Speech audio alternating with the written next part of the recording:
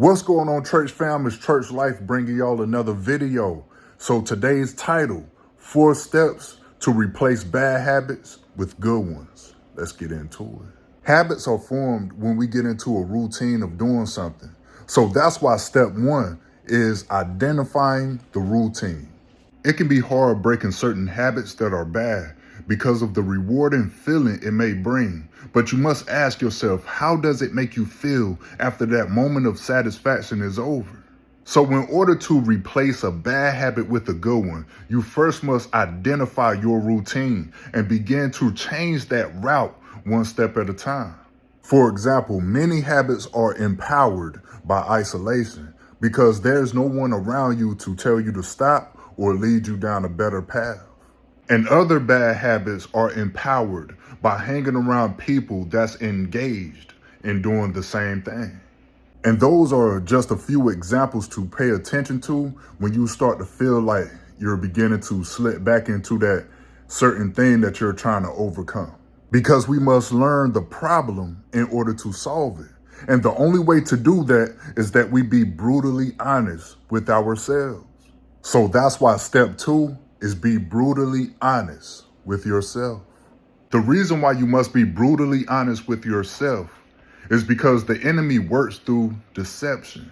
And if you're lying to yourself, then you have no defense against the lies of the enemy. That's why we must guard our heart with the truth of God's word. And the only way to do that is through Lord Jesus, because he's the fulfillment of truth. And he took all that we struggle with on the cross. So when we put our complete trust in Christ, that's how we break free from the lies of the enemy, because the honest truth is the only thing that will set us free. So once you do that, step 3, find something that makes you feel good about yourself, like reading the Bible, working out, taking a walk, going to the park, eating healthy, drinking more water, fasting. Also keeping your mind focused on heavenly things that's above, not here on earth. Because once you get into a rhythm of doing positive things, it will begin to leave a positive impact on your life. That's why the devil try to keep people in the dark in order to keep them living in a negative space in their mind.